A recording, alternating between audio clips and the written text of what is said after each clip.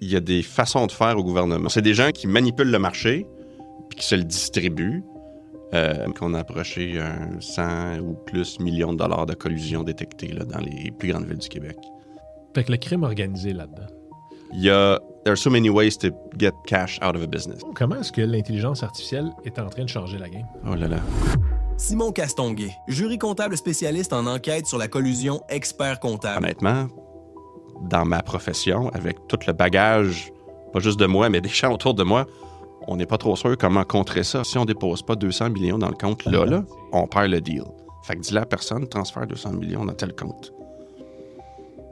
C'est un moment marquant de ma carrière en enquête de fraude. Ça, c'était vraiment impressionnant. Puis que d'une analyse à l'autre, on voyait les mêmes noms, les mêmes compagnies, les mêmes patterns. La commission Charbonneau a suivi. Écoute, je me disais, c'est bien beau, mais j'ai pas l'impression qu'on a réglé le problème. OK. Simon est en train de me donner un roadmap de comment frauder. Moi, je te dis que la fraude parfaite existe. Là. C'est un peu arrache-cœur comme conversation, mais la loi m'empêche de négocier. Quand ça tombe, tout va très mal très vite. Notre chauffeur nous disait, mettez-vous dans le banc en arrière, cachez-vous, puis si quelqu'un se met devant l'auto, je passe dessus. Parce que c'est vraiment quelqu'un qui veut que j'arrête pour vous kidnapper. Fait que tout arrive là, puis on dit, check si tout est conforme. Je suis comme, il y a à peu près pas de pays, il n'y a plus rien. Le Parlement était effondré, l'aéroport fonctionnait plus. Mais t'as une job à faire. Fait que tu fais ce que tu peux. J'étais junior, puis des années plus tard, je me dis pourquoi j'ai dit oui à ça. Là? C'est hallucinant les mandats que tu fais dans une carrière. Dans le fond, t'es comme le coroner de la collusion. Moi, je te dis que la fraude parfaite existe. Là. Quelle est l'expérience de fraude ou de corruption, genre la plus surprenante, la plus mind-blowing dont tu as témoigné? La plus surprenante que j'ai vue. Tu sais, un truc que t'es comme, wow, faites un film avec. J'ai pas été impliqué dans la commission Charbonneau, mais j'ai joué beaucoup autour de la commission Charbonneau. Puis je vais t'avouer que l'ampleur de la patente m'a vraiment impressionné. Fait que c'est pas tant le type de fraude de la collusion, c'est pas trop compliqué. Les gens s'appellent avant de répondre à une offre de service, puis ils s'entendent sur le prix, ce qui est illégal. Assez simple comme scheme. Mais l'ampleur, puis le fait que c'est systématique pendant tellement d'années, ça, c'était vraiment impressionnant. Puis que d'une analyse à l'autre, on voyait les mêmes noms, les mêmes compagnies, les mêmes patterns, d'une ville à l'autre, d'une année à l'autre. Puis on arrivait à démontrer ça avec du data, en ayant inventé une méthode. Mais tout le parcours de ça, là, ça a été un moment marquant de ma carrière en enquête de fraude. Puis je pense qu'à ce jour, ça a été une méthodologie assez unique qu'on avait développée avec l'équipe. Je suis encore assez fier de ça, je te dirais. Ouais. All in all, là, ça a peut-être fait, écoute, quelques dizaines, peut-être qu'on a approché 100 ou plus millions de dollars de collusion détectés là, dans les plus grandes villes du Québec. C'était énorme. On oublie l'ampleur parce que ça c'était fait... énorme. Aujourd'hui, ça fait quoi? Ça fait 15 ans à peu près? Ah ouais, comme faut. Ça date, là. Ouais. Ah, ça fait exactement 15 ans, je m'en souviens, parce qu'il y avait la compagnie qui était en train de refaire la rue où j'habitais. Ah oui? Et puis, à un moment donné, ils ont juste arrêté. OK. Puis là, il n'y avait plus rien. Puis ça a repris avec une autre compagnie au printemps. Ouais. Ah ouais. Non. Puis là, écoute, je me souviens, aux nouvelles, tu vois l'escouade... l'UPAC qui débarquait avec des caisses de documents. Puis là, ça s'est organisé. La commission Charbonneau a suivi. Écoute, j'avais lu le rapport à l'époque, puis je me disais, c'est bien beau, mais j'ai pas l'impression qu'on a réglé le problème. OK. J'ai pas l'impression. Structurellement, il y a des choses, surtout, ça c'est mon opinion, là, mais il y a des façons de faire au gouvernement où, en investissant un peu plus dans le talent puis la responsabilisation des gens qui sont en charge de donner le travail, on s'appuierait moins sur les processus. Parce qu'à mon sens, quand tu manques de talent, tu patches avec des processus. Puis un processus, ça élimine la capacité de réfléchir. Pour un fraudeur, c'est merveilleux. Parce que si tu comprends le processus, you can game the system. Puis la collusion, c'est exactement ça. Là. J'ai eu des discussions avec des DG de ville. On me disait, écoutez, je peux vous les pointer, là, les gens qui sont corrompus autour de nous. Là. On le sait. Mais j'ai pas d'outils, j'ai pas de data, j'ai pas de preuves. Instinctivement, on le sait qu'ils sont croches. Là. Ça, c'est un peu arrache-cœur comme conversation. Mais il y a un gap entre la capacité de ces gens-là à ne pas donner le contrat au plus bas soumissionnaire conforme parce qu'ils savent qu'ils sont tout croches. Mais la loi les empêche d'exercer un jugement. Fait qu'on fait quoi? Puis j'ai pas l'impression qu'on a qu'on est allé assez loin dans les solutions. On est encore pris à plusieurs égards avec le plus bas soumissionnaire conforme. Puis c'est ça la règle. Ça veut dire qu'on peut toujours s'appeler puis que c'est à mon tour d'être le plus bas. Ouais. OK, fait que genre... Puis la semaine prochaine, ça va être toi. Fait que l'exemple, c'est, par exemple, on est tous les deux, des soumissionnaires, on fait whatever, on travaille, notre clientèle, c'est la ville, le gouvernement, de même. Ouais. Puis comme Simon, celui-là, il est proche de chez vous. Fait que celui-là, toi, si tu cotes à 25 000 ou à 25 millions, whatever, moi, je vais coter à 30 comme ça. On s'arrange. Comme ça, c'est mon tour de l'avoir, c'est ton tour. That's it. Fait que là, le prochain... Puis la fois d'après que t'as pas, je te renvoie l'appareil. Puis là, c'est moi qui vais overcoter, fait que ça va rentrer chez vous. OK. C'est ça le scheme, c'est ça la collusion. C'est des gens qui manipulent le marché puis qui se le distribuent en répartissant les prix.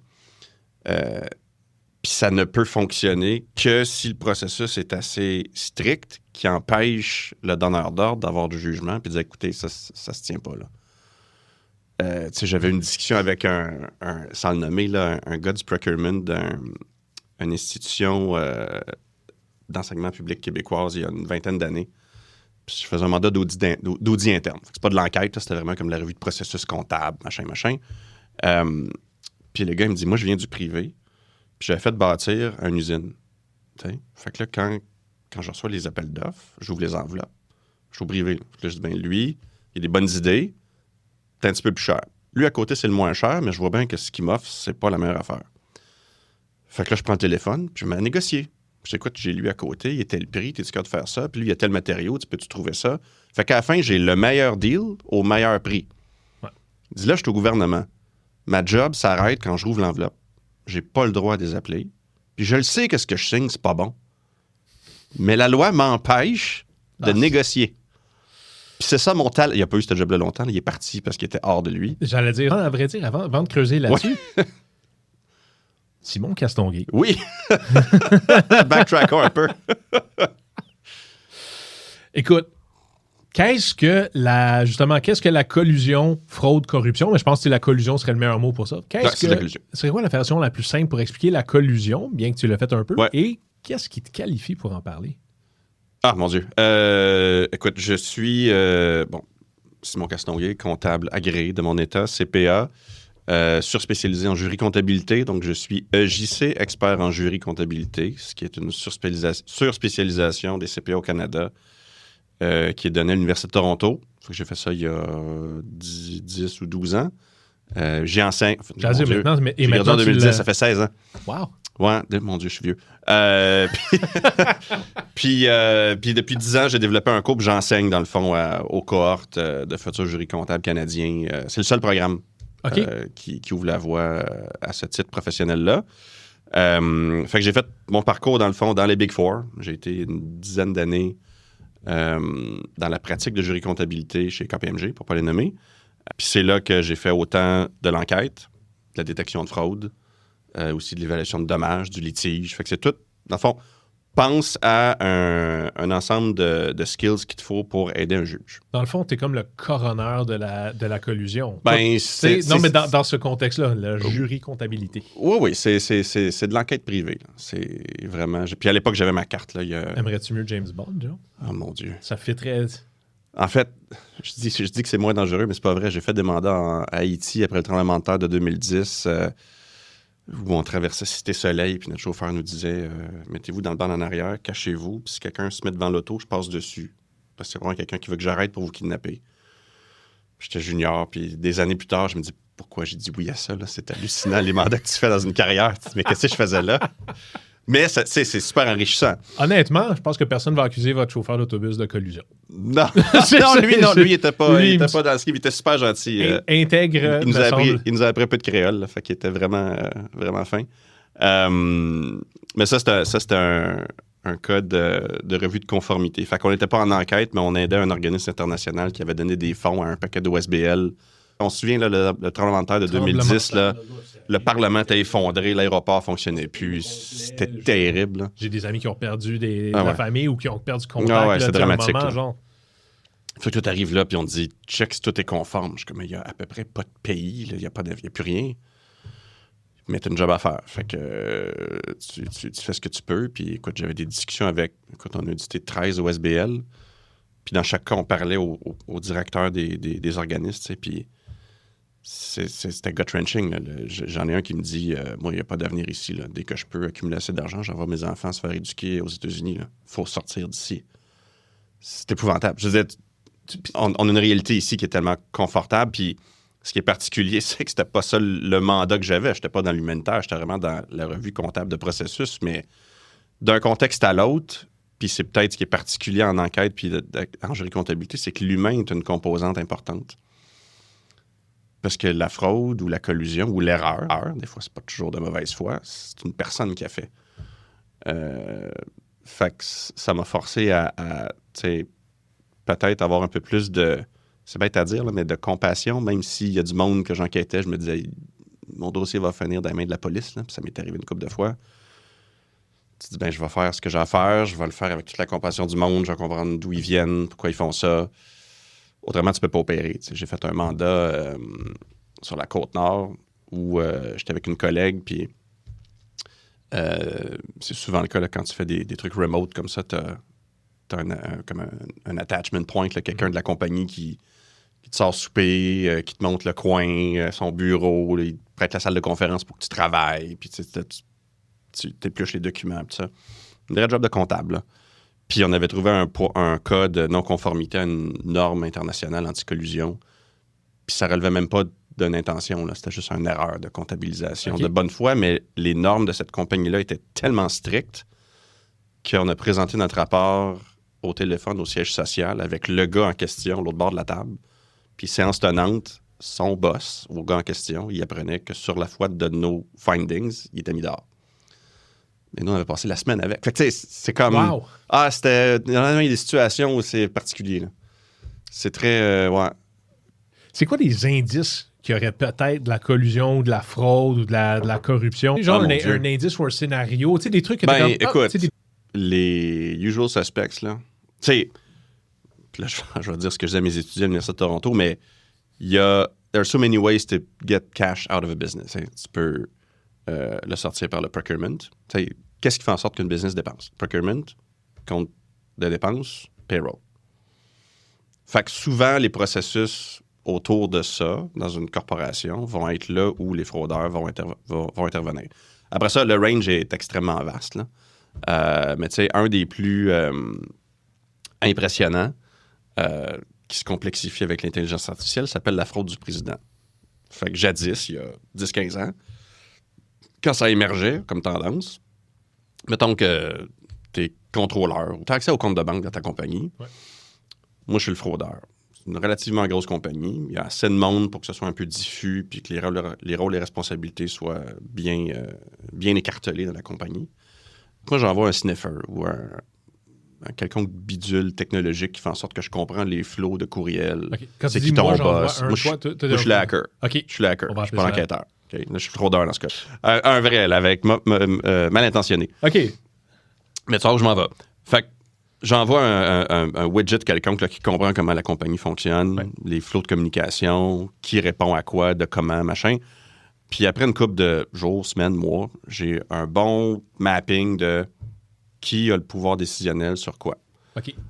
Si le CFO appelle le contrôleur puis il dit « Écoute, sors le cash », il y a normalement un processus que je vais comprendre, avec des contrôles. Ça prend quelqu'un qui dit « Oui, il faut qu'il y ait une deuxième signature. » de communication, d'approbation. Tout ça. Puis les best practices, d'habitude, sont appliqués conformément d'une business à l'autre. Là. Séparation des tâches, ça prend 2 signatures pour sortir un chèque. Tout ça, c'est généralement suivi. Sauf en cas d'urgence. Oh. Fait que là, si le CFO, quote-unquote, appelle le contrôleur et dit « Écoute, on avait un deal secret pour acheter une business en Chine. Personne ne le sait. Puis là, l'avocat de la partie qu'on va acheter nous a dit que si on ne dépose pas 200 millions dans le compte, là, on perd le deal. Fait que dis-le à personne, transfère 200 millions dans tel compte. » Tu sais? Dans le fond, ce que je te dis, c'est n'importe quoi. Puis le compte, c'est mon compte du fraudeur. Comprends-tu? Fait que ce bypass-là, pour être crédible, il faut qu'il vienne de l'adresse courriel du CFO. Fait qu'historiquement, c'était l'ancienne manière de fonctionner. Avec la montée de l'intelligence artificielle, le problème que tu as, c'est que là, tu as un deepfake. Fait que je peux faire littéralement un zoom call. Puis là, tu as ma face du CFO. Puis là, je te le dis, il faut que tu transfères 200 millions dans tel compte. Puis honnêtement, dans ma profession, avec tout le bagage, pas juste de moi, mais des gens autour de moi, on n'est pas trop sûr comment contrer ça. Parce qu'il y a 15 ans, la solution, c'était bien, appelle ton vrai CFO, puis valide. Ouais. Là, si tu fais un Zoom call, t'es dessus, comment... C'est quoi le prochain niveau pour t'assurer que c'est la bonne personne? Ça devient vraiment difficile. Fait que l'enjeu des schemes de fraude, pour revenir à ta question, c'est que il y en a des assez simples, mais une fois que tu as compris comment sortir le cash d'entreprise, la seule limite que tu as, c'est l'imagination. Puis c'est là que la job de l'enquêteur est le fun. Parce que, tu sais, si tu regardes un film policier, puis le policier en question, il mange plus, il dort plus, il parle pas à sa femme, il est taciturne, il est pogné dans un dossier. Moi, j'ai eu des périodes où j'étais à peu près de même, là, parce que j'étais tellement... C'est ton cerveau contre le cerveau du fraudeur. Fait que là, lui, t'as une bonne idée de ce qu'il a fait, puis là, t'es comme, comment je vais le pogner? Quelle trace il a pu laisser? Okay. Comment je le prouve? Qu'est-ce qu'il faut que j'aille chercher? Fait que c'est très prenant. Écoute, j'ai fait ça pendant 10 ans, puis après ça, j'ai arrêté parce que, justement, c'est très, très prenant. J'ai 2 enfants, je voulais être à la maison. Fait que c'est pour ça que je l'enseigne. J'ai progressé sur ma carrière. Je suis plus en gestion de risque qu'en intervention quand il y a une fraude. Mais en même temps, j'ai commencé avec qu'est-ce qu'on voit quand tout va mal. Puis là, j'interviens avec mes clients ou qu'est-ce qu'il faut que tout soit fait pour pas que ça aille mal. Essentiellement, je suis en gouvernance. Tu es en mode prévention, gouvernance. Je suis en gouvernance en gouvernance de risque. Dans le fond, plus large que juste la fraude, mais c'est un bon point d'entrée pour avoir une vision large en même temps. Ça a été mon expérience en général que quand tu as 100% de l'attention du CFO, c'est beaucoup plus simple d'avoir le mandat. C'est ça.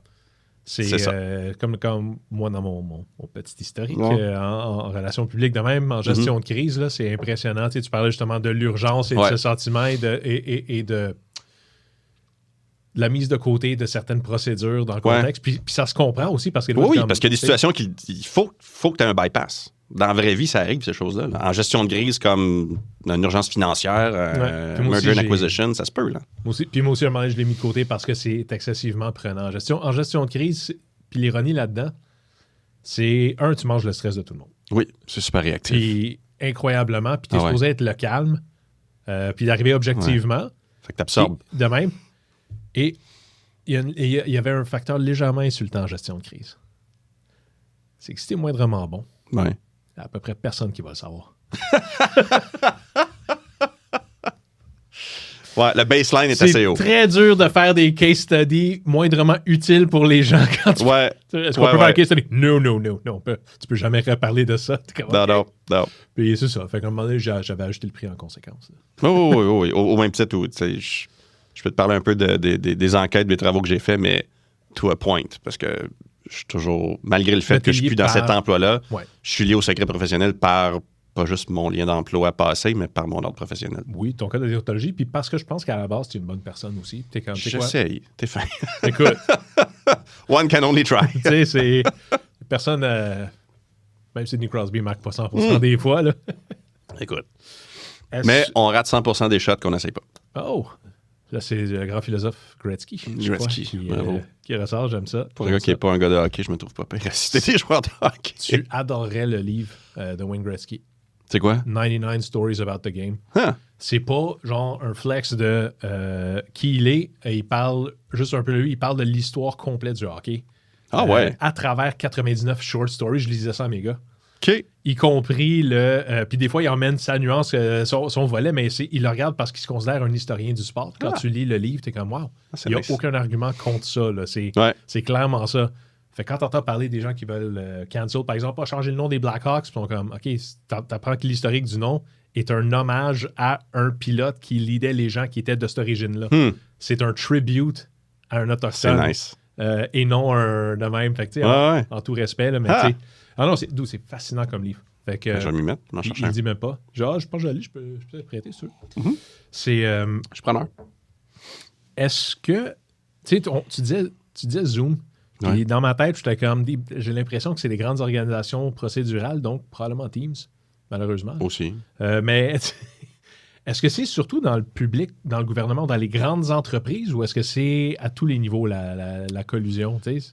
La collusion et la fraude en général. La collusion, c'est un type de fraude, dans ce sens que c'est des gens qui se mettent ensemble pour se répartir des contrats. Mais toi, tu faisais juste la collusion ou en fait, la collusion, c'est deux personnes qui se mettent ensemble pour frauder. Exact. Fait si nous deux, il faut qu'on signe pour sortir le chèque de la compagnie, L'idée, c'est que si moi je veux frauder, toi, tu vas être le backstop pour empêcher que ça se fasse. À moins qu'on collusionne. Si on s'entend ensemble pour faire de la fraude, on vient de contourner un contrôle. Donc, c'est vraiment dans la fraude, puis moins dans la corruption. Ben, la corruption, c'est un terme générique qui s'associe à la fraude, mais la collusion est un type de fraude. C'est deux personnes ou plus qui travaillent ensemble pour sortir le cash. OK, j'aime ça. Ou agir au détriment d'une corporation. Ouais. Fait qu'un peu comme HBC qui s'est fait, qui a été implosé apparemment par des actionnaires qui cherchaient apparemment à s'approprier des immeubles, de l'immobilier. Écoute, je sais pas si ça, c'est pas 100% collusion. Ça, c'est juste un coup de gouvernance que t'es comme « wow ». Oh ouais, il y a 50 nuances de gris, évidemment, là-dedans. Ouais, c'est... Parce que, tu sais, une fraude, c'est régi par le code criminel. Ça dénote une intention. Puis comme je dis à mes étudiants, c'est pas parce que vous trouvez une anomalie que c'est nécessairement une fraude. Tant que vous n'avez pas démontré que la personne qui a fait l'erreur, quote-unquote, avait pour but d'extraire des fonds, de façon mal intentionnée, ça demeure juste une anomalie ou une erreur. Puis, je veux dire, l'humain, il fait des erreurs day in, day out. Là. C'est normal, c'est attendu, puis c'est correct. C'est pour ça que les contrôles existent pour limiter les chances que les erreurs arrivent. Dans l'univers des systèmes financiers et des systèmes comptables, il y a des meilleures pratiques pour s'assurer que les choses soient faites correctement. C'est ce qu'on appelle les contrôles internes. C'est extrêmement beige comme sujet, mais c'est ô combien important pour que les compagnies fonctionnent bien. Puis c'est quand tu bypasses un contrôle interne ou qui ne marche pas ou qui n'est pas designé pour faire ce qu'il devrait faire que tu rouvres la porte à une fraude. Parce que la théorie en fraude va dire que c'est un triangle. Oh. Ça prend une opportunité, ça prend une pression, puis la rationalisation. Fait que l'opportunité, c'est souvent parce que ton environnement de contrôle dans la compagnie, il y a des trous. OK. Fait que tu dis, hey, je pourrais faire ça, puis personne ne le verrait. Puis là, souvent, la psychologie du fraudeur, c'est de commencer avec un petit montant. Puis regarder s'il y a quelque chose qui se passe. Il n'y a rien qui se passe. Oh, non, je vais monter, voir ce qui se passe. Puis là, tu montes. Tu sais, pensons à Norbeau, là. Vincent Lacroix. Il y a un podcast sur le site de Radio-Canada qui retrace toute l'histoire. Je l'ai écouté récemment. Mes orteils ont replié dans mes bottines. Puis c'est un peu ça. Là. Il a commencé avec quelques petits trucs qui étaient à peu près invisibles, puis c'était toujours invisible. Puis là, il est allé chercher des amis qui étaient avec ce qui est maintenant l'AMF, qui connaissaient bien la réglementation, qui savaient comment... Les marchés financiers. Exact, qui savaient comment contourner les règles. Fait que là, il a bâti un système qui était devenu à peu près invisible parce qu'il disait personne ne le pogne. Fait que l'opportunité était là. La rationalisation, c'est vraiment la psychologie. Je le mérite. Je suis plus intelligent. Je travaille fort. J'ai travaillé 52 semaines cette année. J'ai pas pris de vacances. Même si je prends 300$ dans une petite caisse, là, je le mérite. Okay. Tu rationalises ton geste. Opportunité, rationalisation. Pression. Pression, c'est j'ai un gambling addiction. OK. J'aime les chars de luxe. Il y a quelque chose dans mon environnement qui fait en sorte que je ressens le besoin d'avoir cet argent-là que j'ai pas. Il y a une fuite dans ma gestion financière. Ça peut être ça. Je veux dire, j'ai tout mis mon argent sur les bitcoins, puis j'ai perdu 100 000$ dans le dernier mois. Il y a plein de points de pression comme ça. Mais c'est quand ces trois-là sont rencontrés que le triangle se complète, là, ça va mal. Fait que d'un point de vue corporatif, ce que tu peux faire pour te prémunir contre ça, évidemment, c'est avoir un environnement de contrôle qui réduit les opportunités. Fait qu'est-ce que tes contrôles sont bien designés, puis est-ce qu'ils font ce qu'ils devraient faire? Fait quand on regarde des contrôles dans la profession comptable, on va faire un test de design puis un test d'effectiveness. Est-ce qu'il fait ce qu'il devrait faire? OK. Parce que tu peux avoir un contrôle que tu penses qu'il fait ce qu'il devrait faire, mais il est complètement à côté de la traque. Le design est pourri. Autrement dit, est-ce que, comme disait l'autre grand philosophe, Yogi Berra, et, en théorie, il n'y a aucune différence entre la théorie et la pratique. En pratique, il y en a une. Il y en a une. Exact. C'est en plein ça. C'est en plein ça. En gros, est-ce que ça survit sur le terrain? Oui. D'ailleurs, je vais faire mes prochaines vacances en théorie, parce qu'on m'a dit qu'en théorie, tout va bien. Ah oui? Wow! C'est un super bel endroit. Fait d'une part, tu as ça. Tu as l'environnement de contrôle. Au niveau de la rationalisation, ben là, écoute, c'est des critères d'embauche. Est-ce que tu embauches les bonnes personnes? Est-ce que tu as bien cartographié? Tu sais, les tests de personnalité en RH, là, que tout le monde trouve ça un peu soft, un peu... on se demande à quoi ça sert. Ben, en partie, d'un point de vue financier, il y a un petit peu de ça. Est-ce qu'on a affaire à un narcissique? Est-ce qu'on a affaire à quelqu'un qui va se trouver des justifications plus faciles, où il y a un trait de personnalité qui tire un peu plus fort la couverte de son bord versus la culture de l'organisation? Fait que, mais en même temps... j'allais dire, il y a des attributs là-dedans qui fonctionnent bien dans certains rôles. Exact. Je sais plus c'est quel article que j'ai lu récemment, mais les CEO des grandes corporations américaines sont souvent des narcissiques, parce que c'est comme il y a Christian c'est ce qui fait en sorte que il y a une couple de semaines sur un des épisodes qui disait exactement ça. Là, il avait sorti, il se rappelait... un des bénéfices de Christian, c'est qu'il est capable de se rappeler de ces statistiques-là par cœur. Parmi toutes ses qualités. Ouais. Et puis, il expliquait qu'il y avait 4 grands types de narcissiques. Fait que là-dessus, ça va plus dans le détail. Donc, es-tu le narcissique... j'ai oublié les sortes, là, mais... On le rappelle. C'est comme tout dans la vie, c'est un spectre. Oui, mais en gros, moi, ces tests-là, j'ai toujours... mon expérience avec ça est bof. J'ai pas eu toujours des expériences super constructives avec les ressources humaines, puis peut-être parce qu'ils n'étaient pas toujours bien équipés pour le faire, ou peut-être j'ai toujours soupçonné que... ça dépend c'est utilisé pourquoi aussi. C'est ça. Moi, je t'en parle dans un cadre très fin, là, c'est-à-dire la personnalité dans le cadre du triangle de la fraude, mais il y a 10 000 autres choses que tu veux tester dans un test de personnalité pour une compagnie. Là. Mais oui, je suis d'accord avec toi que il faut que tu équipes les équipes qui les gèrent, puis que tu viennes les botter sur la stratégie de la... C'est un autre sujet complètement. Là, on sort de la fraude dans l'optimisation de la fonction ressources humaines, qui est aussi un sujet qui me passionne. J'en ai fait pendant 5 ans. Mais pour revenir au triangle, on a parlé des contrôles, on a parlé de la rationalisation. Après ça, c'est la pression, c'est le bout où l'employeur a à peu près pas de levier, si ce n'est que d'avoir une politique de rémunération juste et équitable. Puis là, on revient au RH. Ouais.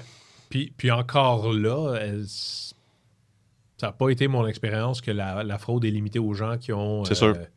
Comment je pourrais dire, là, qui ont peu de revenus là, à la base. Là, Fait que c'est les deux points, ou les deux leviers, je te dirais, dans une compagnie pour réduire ton risque de fraude, c'est la force des contrôles internes puis le tone at the top. Fait que si la direction porte des messages extrêmement purpose-driven, qui renforcent une éthique forte, ça semble très soft, mais jour après jour après jour, ça fait son œuvre. Par exemple? Dans un exemple parallèle, j'ai eu un client qui était une grande pétrolière au Texas j'étais là pendant 6 semaines, il y a une dizaine d'années. Puis eux, à chaque matin, c'est souvent le cas dans les gros industriels, là, à chaque matin, ton premier meeting du jour, puis en fait, chaque meeting du reste de ta journée, il y avait un safety moment. Fait que tout le monde prend 1 minute au début, puis fait un tour de table en parlant d'un moment lié à la sécurité. Ça peut être, quand je me suis levé ce matin, j'ai oublié de regarder les 2 côtés de la rue en traversant. Hier, j'ai eu un paper cut. Okay. Des jobs de bureau, c'est pas toujours très high profile, mais il y a aussi des cas où ça pourrait être, écoute, je suis arrivé sur le chantier, j'ai pas mon casque. Ça peut être, j'ai dit à mon collègue de mettre ses bottes à cap d'acier. Mais goutte à goutte, ça s'accumule, ces choses-là. Puis je vais t'avouer qu'après 6 semaines, j'étais en train de réfléchir en termes de safety tout le temps. Dans le fond, tu vois, fait que ça va... at the top. Fait que, parce que le message vient d'en haut, s'il y avait un message du PDG, lui aussi commençait cette discussion avec « Hey, my safety moment is as follows ». Puis là, il en parlait. Fait que quand tout le monde répète le même mantra, ça finit par faire des petits... L'éthique, c'est pareil. L'éthique part du top. Tu sais, pourquoi on assiste, je pense qu'on s'en parlait quand on se préparait, toi et moi, pour aujourd'hui, pourquoi on assiste à la déliquescence générale de la démocratie dans le monde? Parce que l'apanage de la démocratie était jusqu'à maintenant les États-Unis. Le tone at the top, en ce moment, il n'est pas extraordinaire.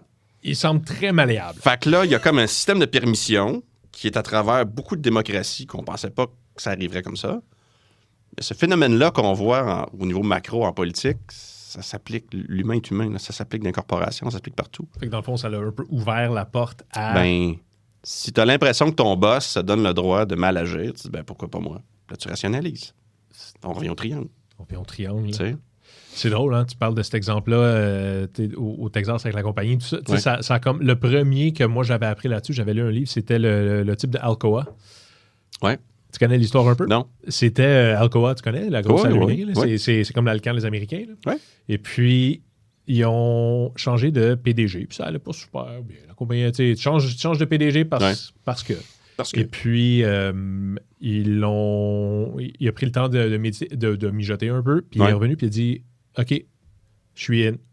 Parfait, on va te présenter à tous les actionnaires. Fait qu'ils ont fait la présentation à tous les actionnaires, l'Assemblée générale. Ouais. Et il a dit voici le nouveau PDG. Puis tout le monde s'attend à ce qu'on est toujours bien. Bon, ben on va refaire ça les choses. Puis blablabla. Toutes ces généralités, là, puis ces choses comme ça. Ouais. Et lui, ce qu'il a dit, monsieur, mesdames, j'aimerais vous parler de la sécurité. Oh, wow. Il a ouvert sa première phrase en tant que ça. Et voilà. Tout le monde est comme, OK. Ils sont comme, à chaque année, puis il a tout sorti les statistiques. Puis lui, il s'est dit, dans le fond, c'est tellement gros comme organisation. Ouais. Puis en passant, il y a des gens qui sont partis à la course, là, vite, parce qu'il n'y avait pas de cellulaire. Vite, vends tout ton stock. C'est un fou, c'est un malade. Ça n'a aucun bon sens. Il n'a pas parlé de profit, il n'a pas parlé de marché, il a dit de sécurité. À chaque année, on a tant de nombre de gens qui sont blessés comme ça. Puis j'aimerais que ce chiffre-là soit à 0. Fait qu'on va mettre notre focus sur ça, tout ça à 0. Puis sa logique derrière ça, c'est que c'est une affaire qu'on est tous capables de s'adresser puis de faire puis d'avoir que les gens se parlent. C'est l'affaire de tous, oui. Puis s'il y a quelqu'un, un jour, il y a quelqu'un qui s'est fait mal, puis il a shut down l'Alcoa. Ah oui. Pour donner conscience. On va comprendre ce qui s'est passé puis comment ça se reproduira jamais. Une fois de plus, traiter de fou comme ça. Et puis, pendant son séjour, les canaux de communication qui ont été ouverts à l'interne, les façons de faire, le souci de sécurité, le standard, puis ça a juste adonné que à cause de tout ça, tout le monde se parlait plus, se connaissait plus, les voix étaient même, t'as moins de layers, t'as moins de... tu sais, c'est pyramidal, hein, une organisation. Ouais. En gros, là, c'est... ton aide de tape. C'est Herbalife, t'es comme, j'ai parlé avec mon manager, qui a parlé avec son manager, qui a choisi que c'était dans son intérêt d'en parler avec son VP. Puis t'es comme, ultimement, t'es comme, mais c'est parce qu'il y a un feu. Tu sais? Non. Puis en fait, ce que tu adresses, je parlais de ce que je fais maintenant qui est beaucoup plus en amont. Je suis plus proche de la culture de risque que de la fraude elle-même. Fait que pour revenir au tournade de table, puis la communication, puis mettre les gens ensemble autour d'une définition commune de ce que devrait être le risque, c'est surprenant à quel point dans les organisations, même les très grosses, qui ont beaucoup de moyens, gros veut aussi dire plus de chances d'avoir des silos. Fait que tu as des équipes qui, d'une équipe à l'autre, ont leur propre conception du risque. Tu sais, j'ai une conférence il y a près d'un an, puis l'analogie que j'utilisais, c'est, tu sais, moi, ma famille, on skie depuis 4 ans. Il y a 4 ans, je ne skiais pas du tout. Les enfants voulaient skier. Ma femme et moi, on a fait, OK, on se met là-dessus. Tu sais, apprendre à skier, passer un certain âge, j'étais comme un peu plus craintif. Fait que mon appétit au risque est assez faible. Si je me rends en bas de la montagne vivant, c'est une bonne journée. Ouais, Michael Schumacher a 0 aidé, là. Mettons. Là, tu m'aides pas du tout à retourner sur mes skis. Mais bref, alors que mes enfants, eux autres, écoute, c'est instantané, ils descendent, c'est malade. Fait que là, ce que je disais aux gens, c'est si vous demandez à moi, ma femme puis mes enfants séparément, c'est quoi notre appétit au risque en ski, vous allez avoir probablement un set de réponses de moi et ma femme, puis un autre set de réponses de mes enfants. Mais si on décide de skier ensemble, on va skier ensemble. On va avoir la même vitesse en groupe. On a fait abstraction de notre appétit au risque individuel pour s'en définir un en groupe. C'est comme ça qu'on peut skier en groupe. Oui, mais il y a une différence entre appétit et tolérance, là. Absolument. Oh mon Dieu, que j'aime ça comme question. Je vais y arriver. Puis le point que je faisais en conférence, c'était des trésoriers, des CFO, des gens qui ont un pied dans le risque. Je leur disais, tu sais, votre banque vous voit comme une organisation. Vos états financiers sont publiés comme étant un tout. Le marché vous voit comme un organisme. Si vous, à l'interne, vous avez différentes appréciations de vos risques, il faut faire abstraction de ça puis revenir à comme organisation, comment vous voulez le définir, puis comment vous voulez vous comporter. Puis le pousser dans les opérations, puis le remonter jusqu'au board, qui est à peu près le seul organisme qui représente toute l'organisation au complet, puis que ce soit cohérent. Puis ça, c'est pas facile. Parce que les organisations ont un passé, parce qu'ils ont eu plusieurs strates de leadership, il y a du monde qui viennent d'ailleurs, il y a des appréciations, il y a des a priori, Il y a des appréhensions, il y a des mauvaises expériences, des bonnes expériences, il y a des gens qui ont des idées, qui ont vu ailleurs, qui veulent l'appliquer. Tout ça fonctionne dans une organisation, puis c'est pour ça que les entreprises vont généralement bien, parce que tout le monde veut contribuer à l'échelle de ce qu'ils ont perçu, mais il faut aussi être capable d'en faire un peu abstraction, puis se subordonner à l'appétit au risque de l'organisation. Puis ça, c'est pas facile. Parce que tu as des processus, on revient à l'importance des processus, je suis comptable, je m'en sortirai jamais, là. D'une part, mais il y a la culture, l'historique. Il y a même la joute politique, parce que contrôler un PNL, c'est contrôler des chiffres, c'est avoir plus de pouvoir d'organisation. Fait que là, si il faut que je rapporte telle affaire à un tel, j'ai-tu moins de pouvoir par rapport à ce que je faisais? Il y a aussi de la communication à faire là-dedans. C'est pas parce qu'on se donne un cadre commun que c'est détrimental pour aucun de nous. Fait que it's a journey. Je te dirais que autant quand je faisais des enquêtes, c'était des mandats de quelques semaines, mettons. Mais là, les mandats de gestion de risque que je fais qui sont plus proches de ça, c'est longitudinal, là. Ça s'étire sur des mois, voire des années assez facilement. Mais à cause de ça, parce que on pourchasse pas un rapport ou un finding ou un chiffre. On bande une culture. C'est super intéressant. C'est très complexe. C'est très stimulant. J'imagine que ça doit être beaucoup des plus grosses organisations. Il faut qu'il y ait quelque chose en place, déjà pour savoir qu'on a besoin. Quand tu es bootstrap startup, t'as pas ce loisir-là. Puis d'un point de vue en sociologie, là, c'est jusqu'à 150 personnes. Oui, ça a du sens. C'est proche, t'es petit. Tu sais, quand quelqu'un dit c'est plus ce que c'était, t'es sûrement rendu à 151. Et plus, là, c'est littéralement, soit que ce soit pour des mini-villages ou des choses de la sorte. Ouais. Quand faut que tu passes de QuickBooks à SAP, pareil comme un comptable, là, quand tu changes de système comptable, c'est parce que tu as atteint un certain niveau, tu as plus de monde, tu as plus de revenus. Tu es probablement rendu à devoir déléguer, à avoir des processus. Je sais que je reviens toujours à ça. Mais quand même à ça. Business, c'est des gens qui opèrent des processus dans l'atteinte d'un but commun. Puis, alors, pour générer un profit. Puis je te mets pas en doute, mais je te... Challenge. Non. Un peu. Check ça. Vas-y. Dans le fond, tu as dit que la porte d'entrée, souvent, c'est... Ou le moyen, c'est quand tu connais les processus d'une entreprise de ce côté-là. Et puis, donc, par définition, ça te prend des processus. Tu sais, plus tu as de processus, plus tu es fraudable. D'un point de vue systémique, c'est-à-dire... parce que tu as des patterns qui peuvent être reconnus par lesquels tu peux sortir. C'est pas corrélé. Là. Écoute, j'ai vu des business qui auraient dû faire faillite, mais qui avaient un succès incroyable. Puis j'ai vu des business qui avaient un succès... qui auraient dû avoir un succès incroyable et faisaient faillite. OK. Souvent, oui, tu as les process, mais tu as les gens aussi. Ouais. Fait qu'on revient à la culture.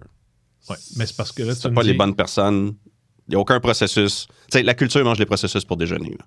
Ça, c'est clair. Mais en même temps, c'est parce que là, tu me dis, dans le fond, ce que... tu sais, souvent, c'est un problème de processus. Ça arrive ils sont mauvais ou sont mal adaptés, ou t'en as pas assez. Qui va enable ou rendre possible, par exemple, la fraude, la collusion comme ça. Ouais. Et ensuite, là, j'entends en même temps que tu me dis, donc, la solution, c'est un autre processus. Fait que, c'est le bon processus. Ah. Tu sais, j'ai fait un mandat pour une société publique il y a plusieurs années, puis c'était la première fois qu'on me demandait ça. La chef de l'audit interne me dit, on a trop de contrôle, il faut en enlever. Wow! D'habitude, je faisais l'inverse. Là. Ouais, c'est un consultant, tu t'en rajoutes, pas que tu en enlèves. C'est comme les opérations qui disent on va arrêter d'être... Fait que là, on a fait un mapping complet de tous leurs contrôles. Ces deux-là visent le même objectif. On enlève un. Parce que ça aussi, il y a une boulimie de contrôle. Puis on revient au pouvoir. Again, une compagnie, c'est des gens. Les gens cherchent... Là où il y a de l'homme, il y a de l'hommerie. Si tu me donnes un peu plus de leeway... puis je vais exercer un contrôle sur mon voisin ou sur mon staff, je vais exiger de voir des choses, donc mettre un processus. Je veux voir tes ventes. Au début, au trimestre, après ça au mois, après ça à la semaine. Processus plus lourd.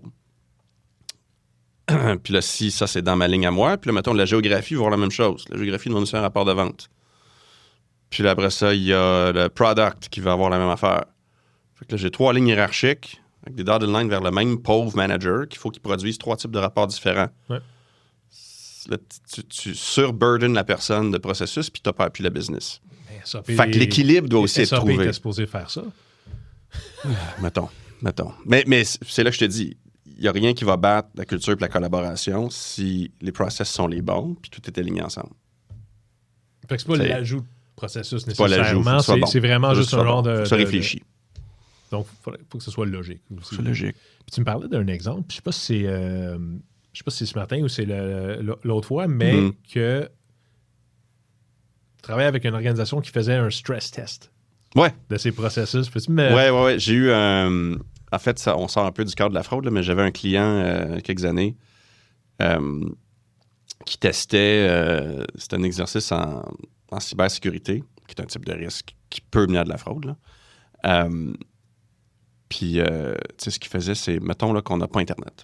Qu'est-ce qui se passe? Tu veux dire au bureau? Là, oui, le siège social n'a plus Internet. On est-tu capable d'opérer la machine? Fait que ce qu'ils ont fait, ils ont évidemment... Ils sont assez gros, là. Fait qu'ils ont un business continuity plan, ils ont toutes les procédures, tous les cas de catastrophe, là. Si ça se trouve, ils ont quelque chose en cas d'alien invasion, je leur souhaite. Puis bref, ils ont activé le plan si Internet est down. Fait que ce qu'ils ont fait, c'est qu'ils ont pris un dimanche, ils ont mis toutes les bonnes personnes au bureau, ils ont littéralement shuté down Internet, puis ils ont regardé comment les gens réagissent. Mais ce qui est intéressant, c'est que moi, j'ai appris ça le lendemain en ayant un café avec la chef des RH. OK. Moi, j'ai comme ça m'expliquer pourquoi l'équipe des RH était dans des exercices de cybersécurité. Je comprends pas. Elle dit, ben, les processus, c'est bien beau, mais si le monde capote puis panique, ça relève de moi, là. C'est un facteur humain. Fait qu'il faut que je comprenne, est-ce que culturellement, on a quelque chose à changer?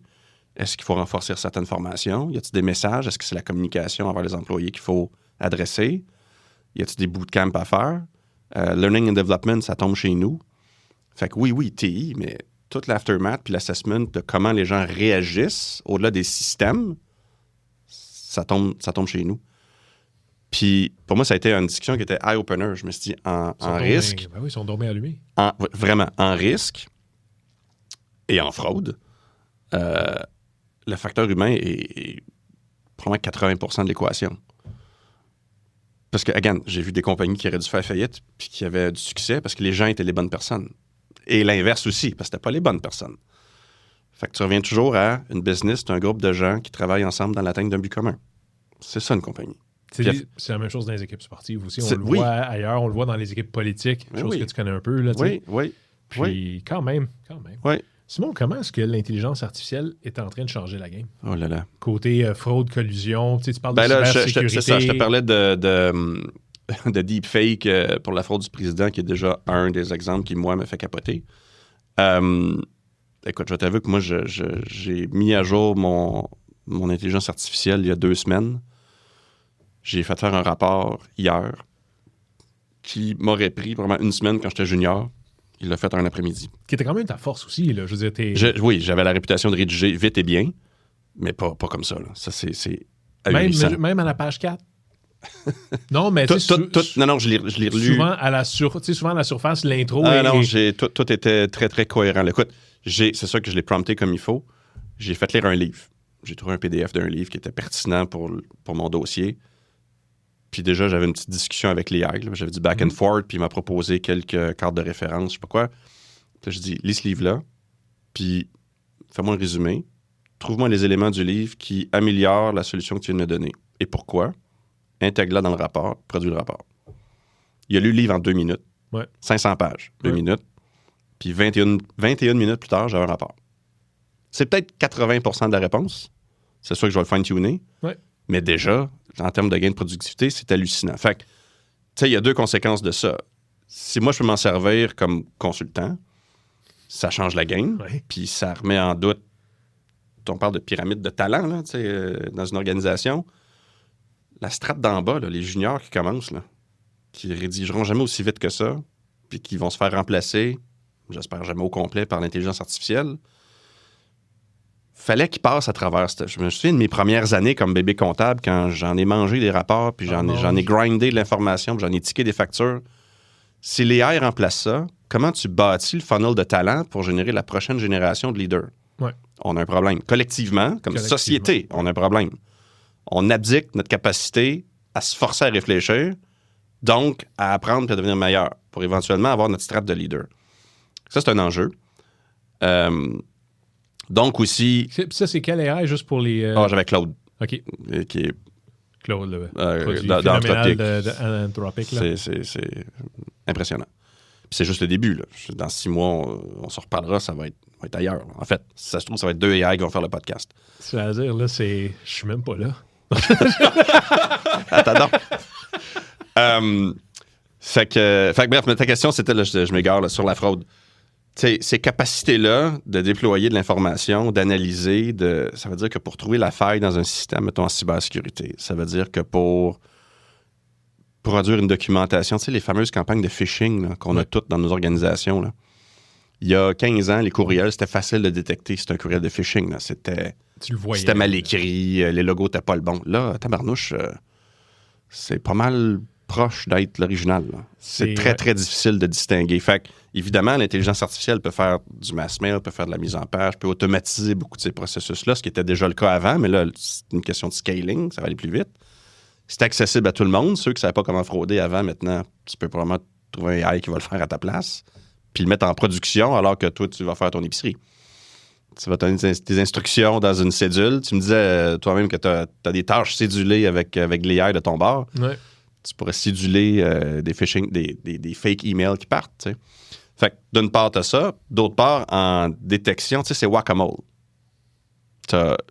La fraude. Okay, quand la petite bille. Là, c'est l'auditeur, la fraude. Le jeu qu'on n'a jamais réellement. Je connais personne qui a déjà vu ça, là, mais qui a des petites marmottes qui remontent. C'est ça. Tu donnes un coup de marteau sur la tête. Tu sais, l'analogie, c'est tu te bats toujours, tu trouves les meilleures solutions pour te battre contre quelque chose qui est toujours meilleur. Ouais. Les logiciels antivirus, c'est ça. Là. Ils sont toujours mis à jour, puis les virus sont de mieux en mieux. C'est ça, les fraudeurs sont de mieux en mieux. Il faut que la profession, autant la mienne que le corps policier, je veux dire, faut s'équiper pour être capable de détecter ça. Fait qu'en termes de skill set, de talent, d'outils, de technologie, il faut arriver à faire le miroir de ça pour être capable de le capturer. Ça va être ça le défi. Parce que l'incentive va être beaucoup plus massif pour le fraudeur parce qu'il y a pas mal de cash en bout de piste. Alors que les gens qui détectent la fraude, c'est souvent des pouvoirs publics qui ont des arbitrages budgétaires à faire. Est-ce que l'État va investir dans plus d'argent pour la SQ ou plus d'argent pour le CHUM? C'est la même assiette fiscale. Tu multiplies ça à l'échelle de la CIA, du FBI, c'est de l'argent public à chaque fois. Fait que ça devient très difficile de pooler ces arbitrages-là avec des intérêts privés qui poussent vers la fraude. Fait que c'est pas surprenant si, à peu près à chaque semaine dans la presse, on voit un cas. Puis en fait, la bonne nouvelle, c'est qu'on le voit, donc ils ont été trouvés, donc démantelés. Puis moi, on me demandait souvent, dans ma carrière de jury comptable, tu trouves toutes les fraudes? Je trouve les pas bons. Les bons fraudeurs sont probablement indétectables. Ça peut être caché loin, là. Tu sais. Ah, j'avoue. Fait qu'avec les AI, ça va juste être plus difficile de les trouver. Où je me pose un peu la question, c'est où est-ce qu'on a un gros gain pour produire, puis éventuellement, les rapports vont être meilleurs et surtout plus belles. Moi, j'ai toujours dit la plus belle. C'est qui avait dit ça? Je pense que c'était. Là, je vais inventer une citation. Là. Mais c'était peut-être. Je suis pendu à tes lèvres. C'était peut-être Mark Twain. Je vais inventer une source. C'était peut-être Mark Twain. Là, Gandhi. Qui a dit, je suis désolé, si j'avais eu plus de temps, j'aurais écrit une lettre plus courte. C'est Hemingway. C'est Hemingway? Je voulais vous écrire une courte lettre, j'ai manqué de temps, en voici une longue. Quelque chose, je paraphrase, mais c'est ça. Tout comme Christophe Colomb qui a dit, il ne faut pas croire tout ce qu'on lit sur Internet. Oui, qui lui-même citait Lincoln, je crois. Oui, c'est ça. Avec la voix de Morgan Freeman. Exact, toujours.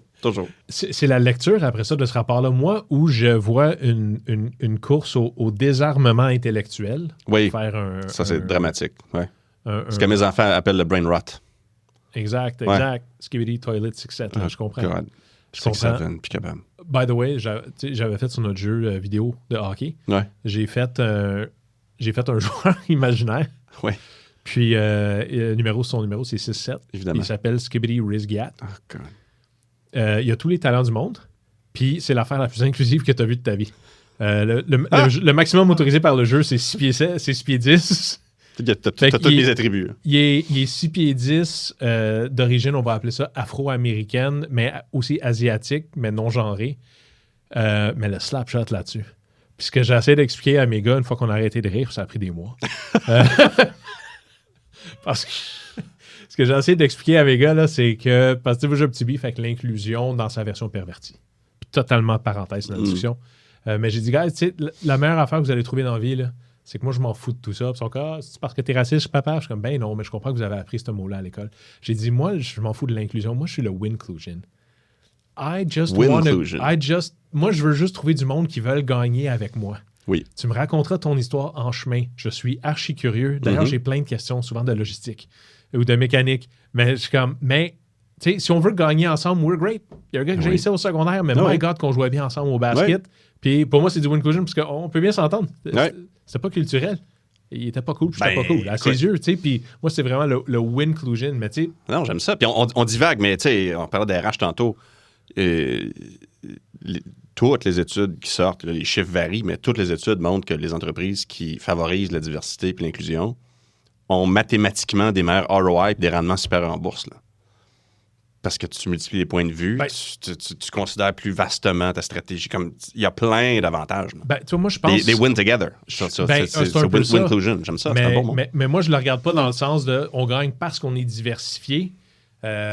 Moi, je regarde le contraire, tu sais, cause-effet, si on veut. Là. Moi, je pense qu'on est diversifié parce qu'on gagne. Je te dirais, tu perds si tu dans le pas. fond, tu sais, non, mais ce que je veux dire par ça, c'est que, je vais monter une équipe de soccer, puis je vais aller cocher toutes les cases des RH. Ouais. Ça vous garantit aucunement qu'on va être moindrement bon. C'est vrai. Par contre, moi, ce que je dis, c'est qu'on gagne parce qu'on est diversifié. C'est, mettons que je suis l'FC Barcelone, qui, en tout respect pour le Real Madrid, est la meilleure équipe de soccer historiquement au monde. Possiblement. Je te le confirme. J'ai déjà tenu un bâton de hockey une fois dans ma vie, puis c'est the full extent of my sport c'est pas vrai, experience. Je skie. C'est vrai, je skie. Écoute, si le Canadien... Ça marche. En même temps, c'est la gravité qui fait le job. Là. There you go. Tu es au courant que le Canadien de Montréal a longtemps été une grande équipe et qu'il a gagné plus de Coupes Stanley que n'importe qui, right? J'ai entendu dire, oui. Parfait. Oui. Mais l'FC Barcelone, c'est au soccer, c'est en Espagne, Barcelona. C'est la version de ça, sauf comme si le Canadien avait jamais arrêté de gagner. Ah, OK. C'est ça, l'FC Barcelone. Et d'ailleurs, ils sont à Barcelone, fait qu'ils sont dans une société distincte. Hein? Fait qu'il y a beaucoup de parallèles. Le FC Barcelone gagne parce qu'ils s'en foutent royalement d'où tu viens. Eux sont comme, Are you here to win? Great. C'est comme, on a un striker, comment tu fais pour embaucher un gars de tel pays? Ils sont comme, t'as-tu vu ses passes? Moi, c'est ça le winclusion. Fait que c'est pas le mettons de la diversité, donc on va gagner. C'est plus comme, faisons tout pour gagner, puis on va aller attirer les meilleurs talents, puis c'est à nous autres d'être comme, amazing, tu mets les bonnes personnes aux bonnes places. C'est comme, toi, t'es 6 pieds 8, mais t'es vite, on va te mettre des vite. Fait que moi, le winclusion, c'est pas dans le sens, c'est pas la diversité est le résultat de ça et non l'objectif. Tu sais, c'est vraiment, pourquoi t'as pris un Colombien? Puis comme, je m'en fous. Tu sais, genre, puis dans un contexte, par exemple, de communication, je suis comme, t'as pas vu son habileté pour faire des flowcharts? Puis rendu là, si tu gagnes, on s'en fout, là. C'est qui l'a fait? Je suis plus curieux. Hey, qui a fait cette affaire phénoménale? Bref, j'essaie d'expliquer ça. Puis la meilleure façon que j'ai trouvé d'expliquer ça, toi, tu es à l'Université de Toronto. Moi, j'ai NHL 2022. Puis avec mon Skibidi Risgat. Ben, tu vois, à l'Université de Toronto, mon accent francophone dénote ma diversité à moi dans un univers très anglophone. Au début, je m'attendais que je me ferais singled out ou zéro. J'ai travaillé en Angleterre, je me suis rendu compte que tout le monde a un accent.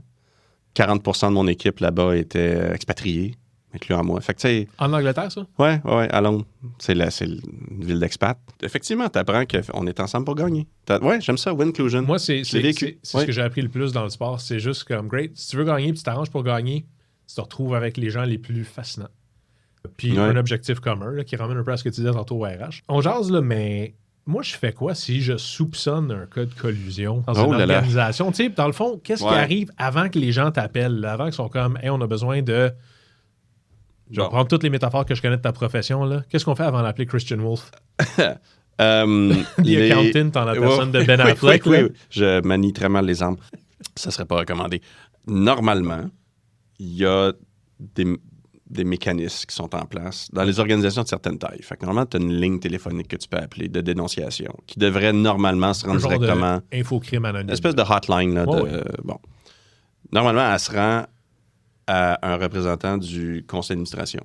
Parce que l'idée, c'est de bypasser l'équipe de direction parce que ça peut être eux qui sont en cause. C'est ça, je veux dire. Tu peux aller direct au top, mais comme tu dis, OK. Le gardien ultime de la gouvernance d'une corporation, c'est son conseil d'administration, qui eux-mêmes ont l'obligation morale de s'équiper pour se challenger eux-mêmes. Je veux dire, c'est assez...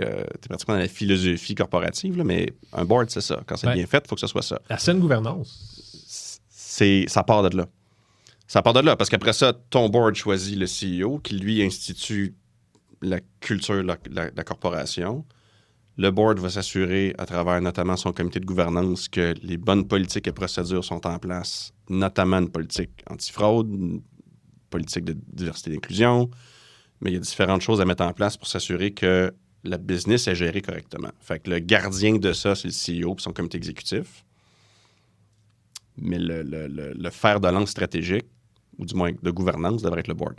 Fait que si tu te rends au board, normalement, c'est ta voie de passage privilégiée. Sinon, si la corporation a une équipe d'audit interne, ça peut aussi... Parce que normalement, l'audit interne répond directement du conseil d'administration. OK.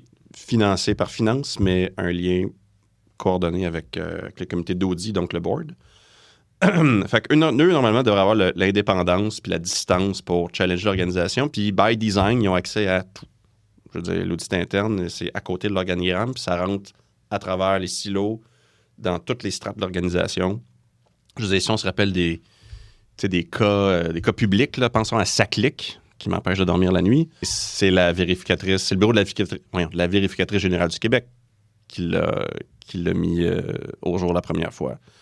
La commission Gomery, on se souviendra du scandale des commandites, c'était la VG canadienne qui l'a trouvé. Fait que, VG, vérificatrice générale. Bon. Puis Sheila Fraser à l'époque. Pour la commission Gomery, quand tu dis le scandale. Puis ça, by the way, c'est une belle job de branding. Hein? Oui, c'était littéralement ça. On appelle ça le scandale du commandite. Tu sais, tout le monde est d'accord que c'est quoi? Ça a été brandé le scandale. Ah ouais. Mais c'était l'État qui surpayait des firmes de relations publiques puis de publicité commandite pour passer des messages pro-canadiens, mais le monde s'en est plein les pattes. Juste avant le référendum. Puis... C'est ça. Fait que le monde s'en est plein les poches. Mais tu sais, en termes de poids monétaire ou d'impact financier pour le Canada, c'est même pas comparable à l'enjeu qu'on a avec la SAQ, qui est à 1 point, je sais plus combien de milliards, là, and counting. Puis qu'est-ce que tu penses qui est arrivé? Tu sais, je sais pas à quel point tu es impliqué dans le coroner, le coroner. Je le suis pas. Donc, tu as le droit d'avoir une opinion. J'ai une opinion, mais je siège aussi à un conseil d'administration d'une société d'État, fait que je vais me garder une gêne dans mon commentaire. Ce que je peux dire, c'est que je constate que la gouvernance aurait pu être plus solide. D'ailleurs, le Collège des administrateurs de société de l'Université Laval a publié une lettre ouverte qui décrivait des mécanismes de gouvernance qui devraient être mis en place, au moins regardés de près, dans ce contexte-là. Fait que c'est une très bonne référence. Là. Je ne sais pas si, quand tu publies le podcast, c'est le genre de choses qu'on pourrait taguer. Mais le collège est une très bonne source, une très bonne autorité, en fait, en termes de meilleures pratiques de gouvernance, ce qui inclut les RH, la gestion de risque, l'audit, et ultimement, la gestion du risque de fraude. Fait que mon réflexe, ça serait de constater que la gouvernance aurait pu être meilleure. Un board qui ne prend pas action pour s'informer d'items qui sont aussi matériels dans sa vie financière. Un board est aussi bon, par contre, que les informations, que le conseil, le conseil d'administration est aussi bon que l'information qu'il reçoit. La meilleure arme de l'administrateur, c'est le pouvoir de poser des questions. Ouais. Et c'est souvent la seule qu'il a. Fait que ton meilleur talent comme administrateur, que tu sois président du board ou simple administrateur, c'est pose des questions. Parce que ton exécutif a le devoir de te répondre. Ouais. Tu es fiduciaire à la fois de l'organisation, puis c'est une compagnie publique, des actionnaires. C'est extrêmement important que ce point pivot-là fasse tout en son pouvoir pour gouverner ou s'assurer que les mécanismes sont en place. Tu vas pas aller dans le détail puis demander que je veux voir les cash flows du mois dernier. La question, c'est est-ce qu'on sait qu'il y a un mécanisme de contrôle des cash flows qui est en place, puis est-ce qu'on est satisfait qu'il fonctionne bien? C'est ça la question. Tu es dans le faire. Ouais. Gouverner le processus, pas le checker. C'est pour ça que l'audit existe, c'est pour ça que les Big Four existent. Tu sais, le client d'un auditeur interne ou externe, c'est le conseil. Donc, les actionnaires.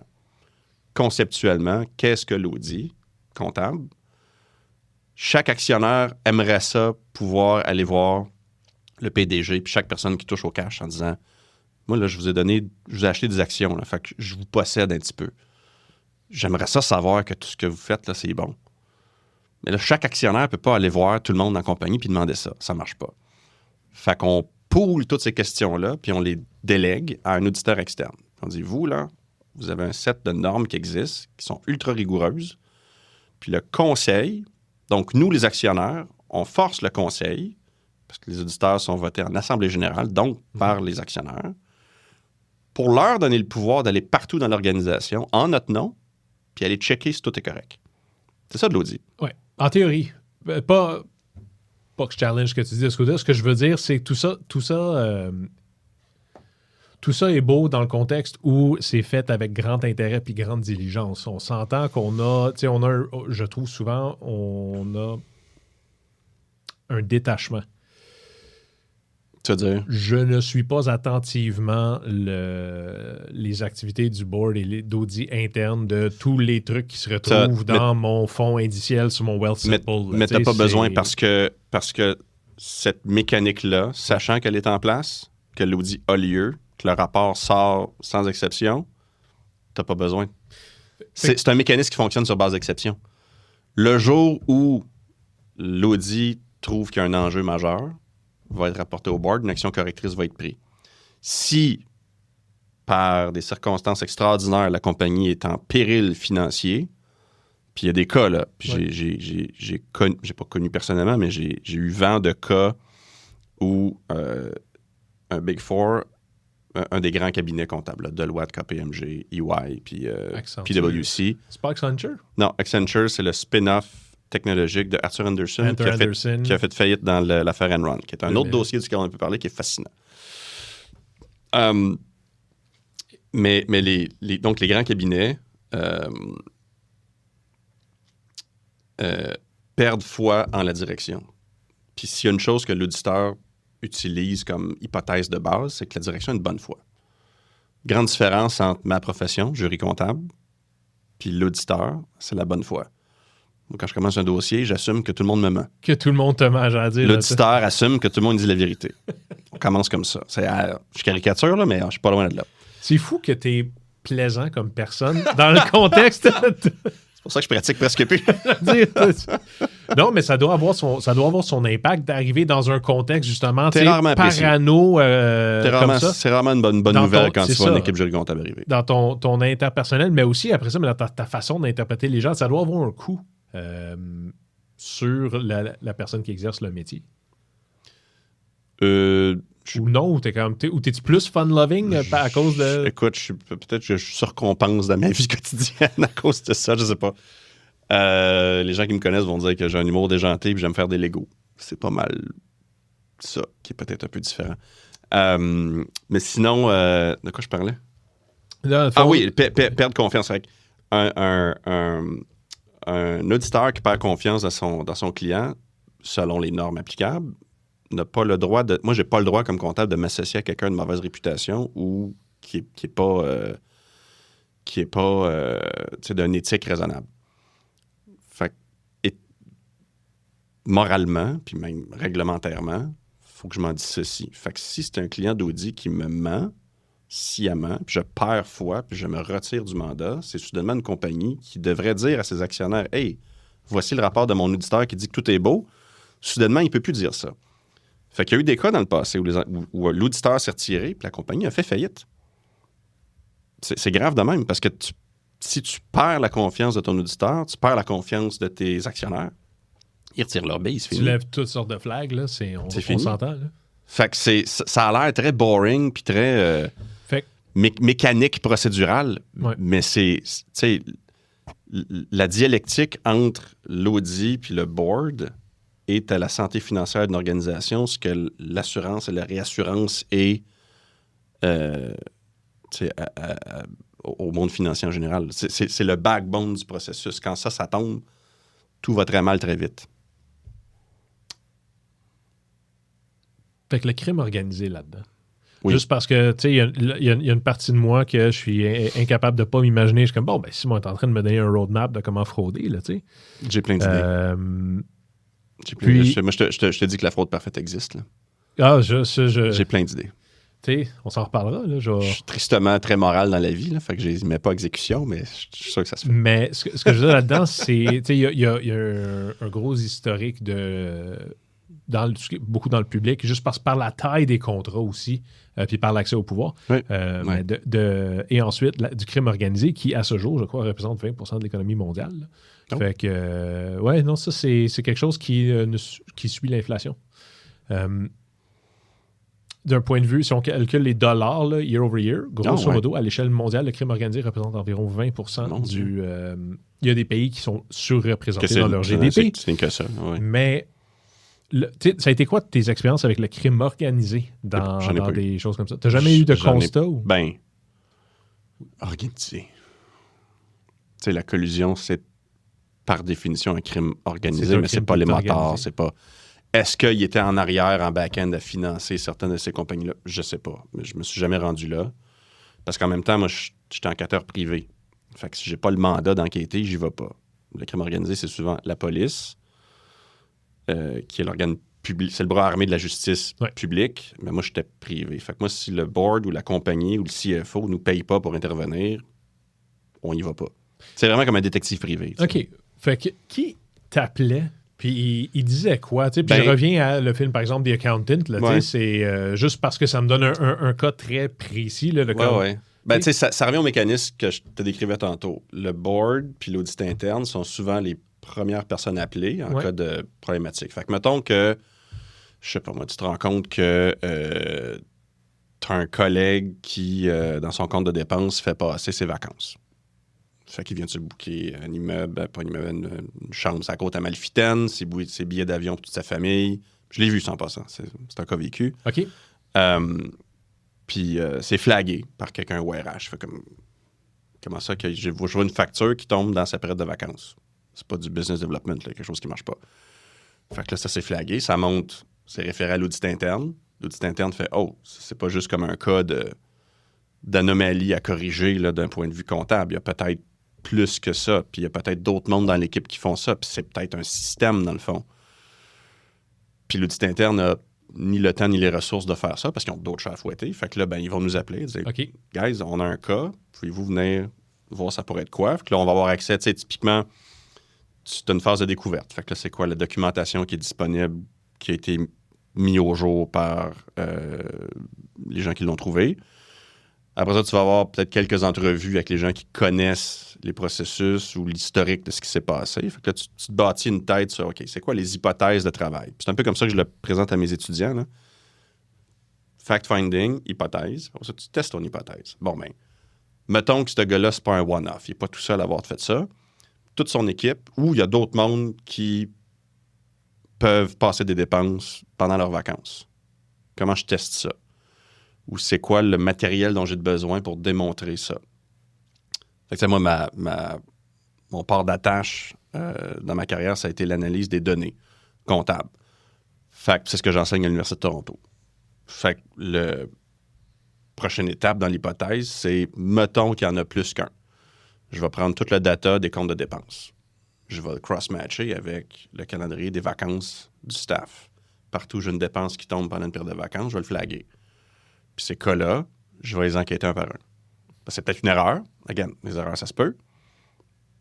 Mais à force de discuter, puis après ça, les techniques d'entrevue, ça, c'est un autre volet de la profession qui fait partie de ce qu'on apprend à l'école. Pour faire parler les gens, puis extraire l'intention, parce qu'une fraude, c'est de l'intention. Là, tu as une vraie enquête. Fait que, les étapes, là, ça serait ça. Puis on peut-tu être fraudeur? Comment je pourrais dire? Je pense on a tous, toi, tu as maintenant ton entreprise, on a tous le volet de notre vie professionnelle où est-ce qu'on achète pour la première fois nos propres crayons et stylos. Oui. Et on réalise, waouh, ça coûte donc bien cher. Oui. La raison pour ça, c'est que partout où j'ai travaillé, on était soulagés, sans que je fasse pas exprès généralement, de ce crayon et de stylo pendant 10, 15 ans. Là, oui. Fait que techniquement, c'est du vol. Techniquement, c'est du vol de marchandises. Fait que tu sais, est-ce qu'on peut frauder sans le savoir? Probablement. En fait, non, parce que une fraude marque l'intention. Okay, donc fait que tu peux pas vraiment pas le savoir. Fait que ça serait une erreur qui m'avantage financièrement. Tu peux avoir plus de difficultés à l'argumenter avec ton employeur ou avec le fisc. OK. C'est parce que comme travailleur autonome, je peux te dire que s'il y a des choses que je déduis de ma compagnie qui n'ont aucun lien avec la job, si je suis audité par le fisc, et je vais me faire récupérer des sommes. Là. Ouais, ils vont dire, bon, mais ton casque de ski, Simon, c'est difficile à justifier comme dépense d'affaires. Tu vas pas skier pour faire du business development. Là, quoi que je pourrais. Écoute, mais après ça, puis là, je veux dire, si on rentre dans les règles fiscales, il y a plusieurs zones de gris. Non, mais tu sais, je suis curieux juste parce qu'à un moment donné, on se demande, tu vois des situations, puis comme couteau, est-ce que ça aurait pu être moi? Est-ce que j'aurais pu aider ça sans le savoir? Est-ce que j'aurais pu le faire?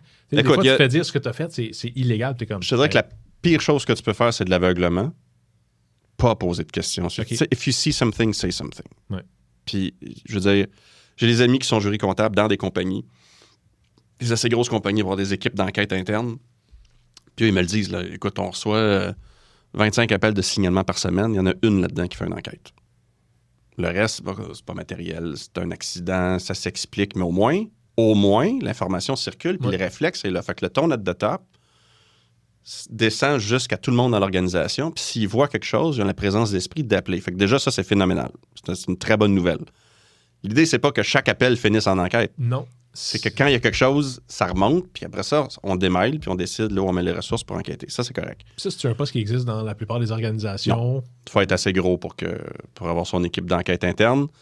Sinon, tu appelles une équipe externe. Fait qu'il y a des freelances. Je dis, moi, j'ai fait un mandat d'évaluation de dommages à mon compte en décembre dernier.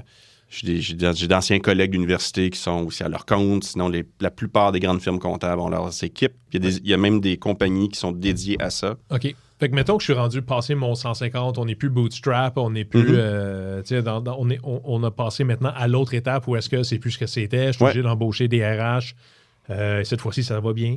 Et ainsi de suite. Puis là, on a des processus, des choses de la sorte. Qu'est-ce que tu dirais? Tu sais quoi, t'es rendu là, commence donc à telle place pour... avoir des systèmes pour gestion de capter la fraude. Très tôt dans le processus, tu auras sûrement déjà un comptable. Les comptables ont une base de connaissances en gestion de la fraude, en ce sens que ça fait partie des normes d'audit qu'on a tous appris à l'école. Mm-hmm. C'est en surface, mais c'est assez déjà pour comprendre l'importance d'avoir les bons contrôles. Puis je reviens toujours à ça, mais les contrôles desquels je parle contre la fraude, c'est les mêmes contrôles qui sont soumis à l'audit financier. Fait que les comptables connaissent très bien cet univers-là. La fraude va presque toujours être financière, ce qui veut dire à la base, le pattern va apparaître. Fait que dans le fond, la personne, tu sais, la chef de ça part avec le comptable. Commence avec le comptable. S'il y a un doute, après ça, écoute, on se connaît bien dans la profession, ils vont reach out à d'autres mondes, puis tu vas renforcer au cas par cas s'il y a besoin. Après ça, tu peux pousser ça plus loin. Je te dirais qu'à 150, c'est pas beaucoup, mais si tu atteins un certain volume de staff ou tes activités sont plus compliquées, les entreprises les plus matures vont avoir des programmes anti-fraude, c'est-à-dire qu'ils documentent tout ce qui est en place pour combattre la fraude. Puis c'est tracké, monitoré, bonifié comme étant une espèce de vue cross-functional de l'organisation, mais avec cette préoccupation-là en tête. OK, quand même. Ouais. C'est malheureusement pas assez répandu, parce que souvent, on appelle ma gang quand les choses sont arrivées. Ben, la meilleure idée, ça serait de nous appeler avant que ça arrive, pour pas que ça arrive. Ben, tu sais, mais c'est dur des fois de planifier puis de mettre en place quelque chose pour un problème hypothétique, un problème théorique. C'est vrai. Et l'humain étant ce qu'il est, on réagit quand les choses sont arrivées. Écoute. Je travaillais en courtage d'assurance au sortir de la COVID. Je peux dire qu'avant 2021, personne achetait de l'assurance pandémique. En 2022, tout le monde achetait de l'assurance pandémique. J'ai comme les chances que ça arrive sont une fois aux 150 ans. Là. Puis ça vient d'arriver. Fait que normalement, on est correct. On réagit quand ça vient d'arriver. Je pense qu'on est comme ça, puis après ça, on fait mieux les fois d'après. Écoute, j'avais monté un rapport complet et complexe de 2019. Là. On m'a dit, on fait une campagne pour qu'on embauche des gens. Dans ce temps-là, j'étais en e-commerce, intégration, et ainsi de suite. Puis j'ai dit cool, mais juste, tu sais, FYI, on va en perdre autant qu'on en recrute. Là, je veux dire, fait que soit booster le budget ou donnez-moi le mandat de comprendre pourquoi les gens quittent. Oui, ça c'est important. Et à toute l'honneur de l'entreprise, ils ont fait sure. Puis en plus, ils me connaissaient. J'ai dit cool, ça me prend 3 mois. Ils ont dit pas de trouble. Puis ensuite, ils se sont dit ça va y prendre 6 mois. J'avais raison. Mais d'avoir un beau lien de confiance, je ne l'ai pas fait en arrogance, je l'ai fait parce que c'est moi qui faisais les campagnes d'avant. Puis nos campagnes, on se faisait copier par, je ne veux pas les nommer parce que c'est une institution financière au Québec qui en rend certains verts d'envie, mais qui nous disent qu'ils ne sont pas une banque. Eux nous piquaient bien des gens, puis bien des campagnes, puis on se faisait copier. Je sais que ça fonctionnait. Mais la copie, c'est le plus beau compliment. Puis, ouais, sauf quand ils ont 8 fois ton budget. Mais bon, en tout respect pour... on les aime. Mais ce que je veux dire par ça, c'est great, puis on a fait la grosse analyse. Là. Puis j'ai fait le join, stay, leave, great. J'ai même été chercher des formations. Comme je veux comprendre les gens d'RH pour comprendre où est-ce que vous faites blindsider. Parce que là, vous avez ça d'un marketer créatif qui a un petit penchant data. Quelque chose qui n'est jamais associé au RH souvent. Là, c'est vrai. Fait que là, j'étais comme, OK, cool. Puis j'avais tout produit ça. Puis en gros, j'ai sorti, puis je te le montrerai si tu veux. Là. Je peux pas te le partager, mais je peux te le montrer. Ouais. En gros, j'avais fait le gros rapport EXP là, sur toute la marque employeur, l'expérience employée. Tellement important. Toutes les séparations par groupe, par pratique, par lieu, les motivateurs de chacun. Pourquoi eux, ils restent en place? Pourquoi ils ont quitté? Quelles promesses les a attirés? Quelles promesses les a déçus? Et ainsi de suite, un gros mapping. Fais ça et voici les 20 chantiers placés en ordre de priorité par groupe. À faire comme ça et chacun avec, voici l'effort requis, voici son impact et voici son coût d'inaction. Présumé, c'est subjectif, mais à un moment donné, t'es comme, OK, great. Puis là, tout ça, puis je présente ça au board, puis comme, rien, man. Rien. Thumbs up, hey, good job. Puis là, je suis comme, 6 mois, là, tu sais, puis d'obsession, tu le sais, c'est quoi quand tu rentres dans le giron, puis t'oublies tes amis, là. 6 mois d'obsession, rien. J'ai passé 1 mois à me remettre en question, là, comme, vraiment? Ensuite, la COVID. Puis ensuite, ils ont dit, il faudrait qu'on fasse telle affaire. Puis je suis comme, ouais, mais il y a tout ça dans le rapport. Quel rapport? Pif! Numéro 2. C'est comme, je redonne, peut-être celui-là. Et ensuite, j'ai été... Puis ensuite, encensé tout le monde. OMG! Genre comme... C'était où cette affaire-là, tout ce temps-là? Oui, ça. Pourquoi tu nous as pas montré ça avant? Puis let's go comme ça. Puis de même, fait que tu sais, des fois, on le sait juste... Des fois, ça prend quelque chose, des événements énormes et hors de notre contrôle pour rendre évident ça. Tu sais, c'est... J'ai un ami qui est décédé du cancer, puis il m'avait dit à un moment donné, j'aurais aimé ça. Avoir su, je me serais assuré différemment. Il dit, tu sais, c'est... Ouais. Faut prepare for the worst, hope for the best. Civis pacem parabellum, dirait l'autre. Oui, à tes souhaits. C'est... c'est César. Ah, OK. C'est sûrement quelqu'un d'autre aussi, là. Si tu veux la paix. Ah, ça, oui. Parce que Parabellum, c'est aussi le dernier John Wick. C'est littéralement... Ça. Ben, c'est l'autre... qui est excellent. Honnêtement, quelle série? Mes enfants sont... On va faire une reprise de cette discussion sur les films, ça aussi. Honnêtement, on peut en parler longtemps. Part 2, comme dans Hot Shot, mais part 2. Mais ouais, ben, c'est justement ça. Il dit Civis Pacem, puis c'est... comment ils appellent le bonhomme, là? Le vieux, le doyen là, de l'hôtel? Oui, Winston. Il dit Civis Pacem, puis c'est là que l'autre, il répond Parabellum. Puis ça, c'est après qu'il a pitché John Wick en bas d'un building. Solide. C'est note to self, pitch pas John Wick en bas d'un building. Don't kill his dog. Exact. C'est lui que la spéciale devrait engager. Oui, c'est ça. Ça serait une bonne pub. Hey, j'ai trêve de plaisanterie. Il y a des trucs que j'aimerais te poser comme question qui sont... qui t'appartiennent absolument et qui sont aucunement liés avec la gestion de risque. Vas-y donc. Quelque chose qui devrait être enseigné à l'école, mais qui ne l'est pas. La philosophie. Ça l'est déjà, ça pourrait l'être mieux et plus. Surtout à l'ère de l'intelligence artificielle. Moi, je me suis remis à lire de la philo, mais comme antique. Là. Puis ça me ground en me disant qu'il y a très peu d'idées qui sont nouvelles. Puis le monde, il y a 3000 ans, avec à peu près pas de moyens, réfléchissait extrêmement bien. Puis on parle de brain rot, là. Puis là, on est en train de faire l'inverse. On délègue notre raisonnement à l'IA, puis on oublie, puis il y a quelque chose de beau dans l'effort de réfléchir. Je ne sais pas comment enseigner ça, là. Je ne suis pas pédagogue. Là. J'allais dire, tu verrais comment quand tu dis qu'il faudrait aller plus loin, parce qu'il y en a, mais il y en a juste un peu, puis c'est optionnel, puis c'est à partir du cégep, je crois. Moi, j'ai pas aimé ma première année de philo au cégep. J'ai adoré ma deuxième parce que j'ai comme décliqué. Puis une fois que c'était fait, ça m'a suivi toute ma vie. Puis j'avais un prof de philo. Puis je m'excuse d'avant, je me souviens plus de son nom. Puis je m'étais obstiné avec lui. J'ai dit, je comprends pas ce que vous essayez de m'enseigner. Il dit, enseigner la philosophie à quelqu'un, c'est comme enseigner à parler à un enfant. Je peux pas te dire comment dire les mots. Tout ce que je peux faire, c'est de parler jusqu'à temps que tu comprennes comment parler. J'aime donc bien ça. Ça m'est resté. Fait que je sais pas comment instituer le philo envers les jeunes, sauf en ayant des conversations. De nature, ça peut être très simple. Là. Poser plus de questions un peu plus profondes, des fois inconfortables.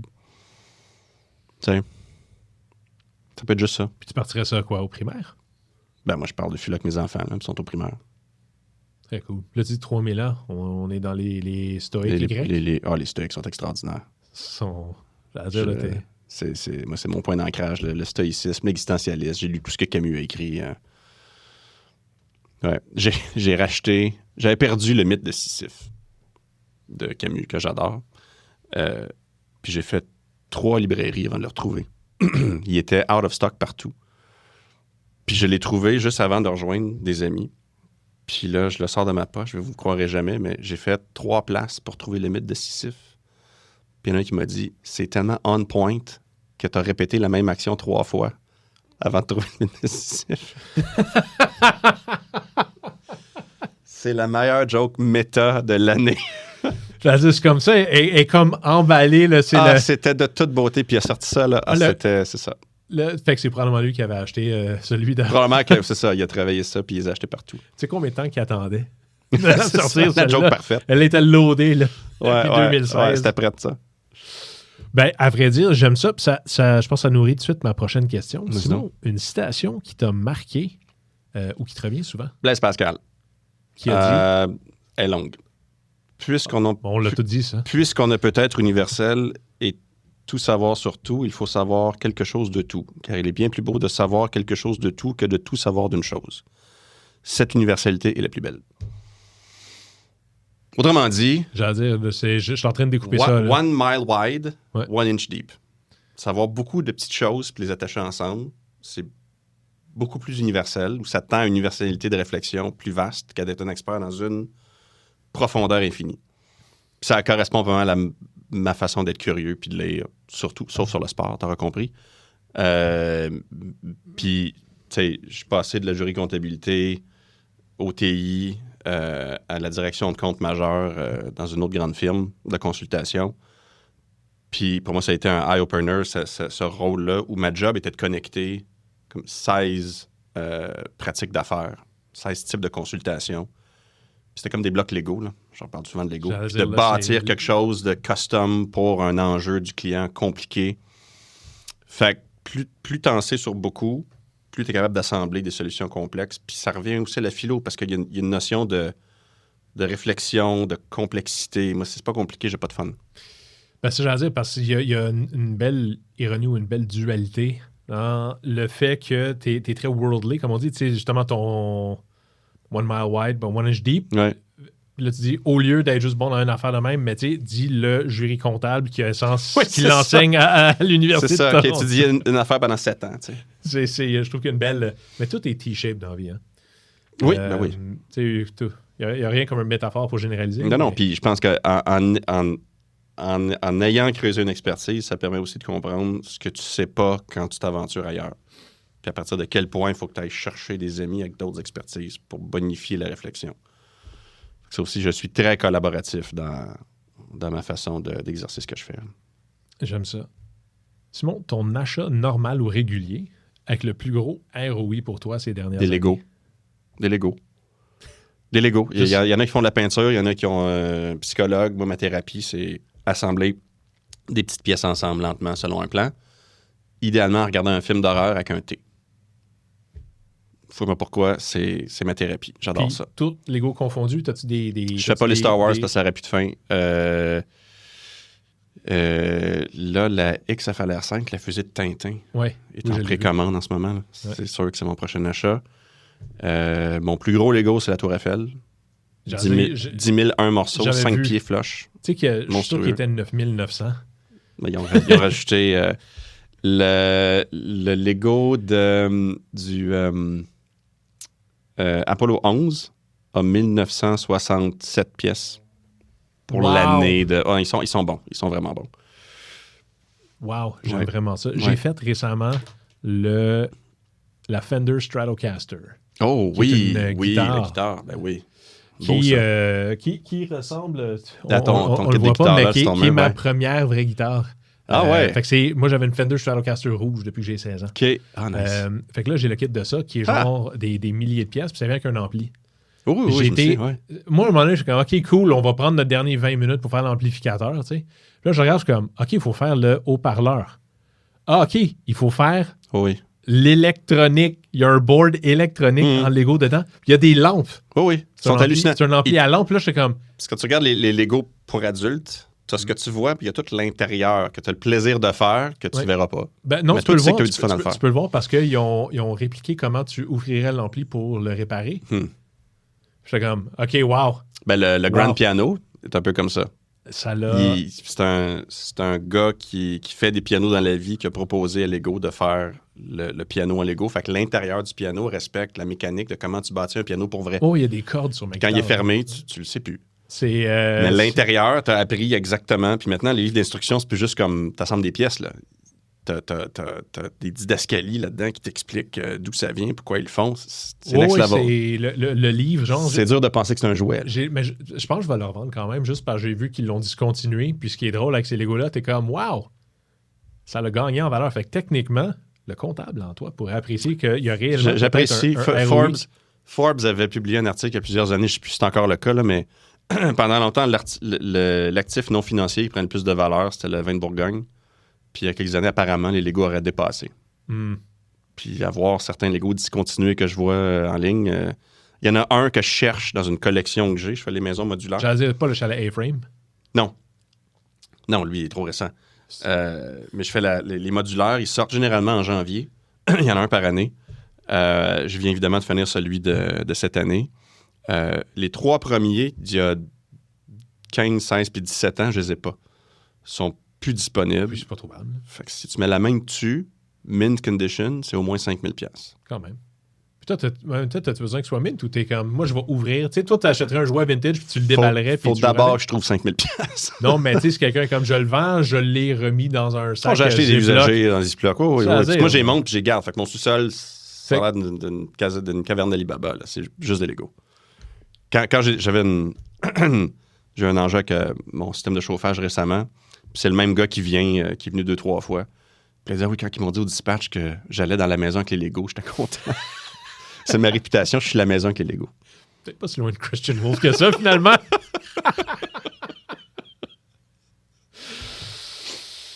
Hey, j'aime donc bien ça. Mais si tu trouves l'A-Frame, moi, je suis preneur. Je veux juste pas payer le gros prix. Là. Je suis pas obsédé, mais... C'est ça le défi, là. Moi, je suis super partant avec ça. Faut que tu trouves quelqu'un qui comprend pas la valeur marchande. Ou quelqu'un qui s'en détache. Bulk aussi, les gens qui vendent des poches, là. Ouais, soit ça ou juste parce qu'ils sont dans une nouvelle relation. Puis ils bêtent plus sur la relation. Ouais, ça c'est l'autre affaire. Il fallait que je convainque ma femme. C'est un autre podcast. Ouais, ça. Mais justement, tu sais, tes segways tombent tellement naturellement. Là. C'est ma prochaine. C'est un sujet important sur lequel tu as changé ton fusil d'épaule ces dernières années. Ma relation au travail.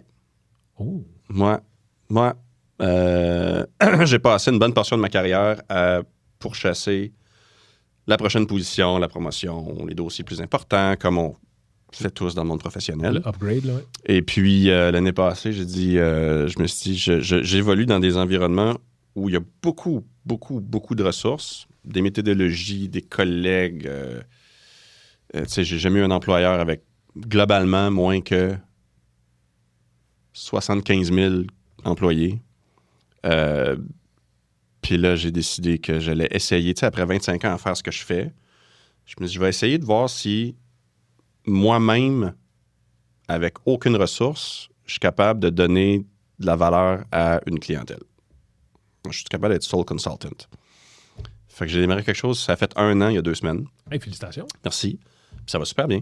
Puis dans le fond, c'est ce que je décrivais. Là, je passais du mode réactif de gestion de risque, beaucoup en fraude, avec un passage qui m'a amené à comprendre chez Willis Towers Watson le courtage, les RH. D'autres volets de consultation, je comprenais moins.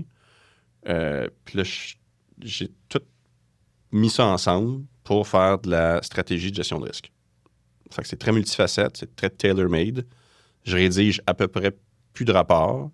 Puis je me positionne plus comme accompagnateur puis accélérateur pour mes clients. À mi-chemin entre le trusted advisor, le coach puis le loan staff, si tu veux. Ouais. Puis honnêtement, ça a changé toute ma dynamique. Là. Je contrôle beaucoup plus la façon avec laquelle je veux interagir avec ma clientèle. Puis en étant passé, puis c'est très formateur, en étant passé par les grands cabinets, je connais leur méthode, je connais leur approche. Je vois la valeur qu'ils peuvent amener, mais je vois aussi les trous que ça laisse. Parce que rentrer dans un client pendant 3 ans, puis donner 2, 3 heures, 4 heures, 5 heures semaine, des fois rien, des fois ça revient. Tu sais, je suis pratiquement on-call. C'est pas un modèle d'affaires qui est appealing pour une business qui a un P&L à maintenir. Moi, j'ai pas ça.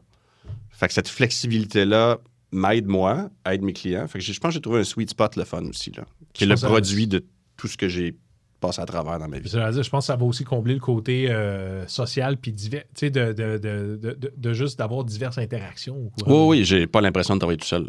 Loin de là. J'ai pas une équipe, j'ai des équipes. Fait que aujourd'hui, je passe mon après-midi chez un client. Demain, je passe mon après-midi avec un autre client.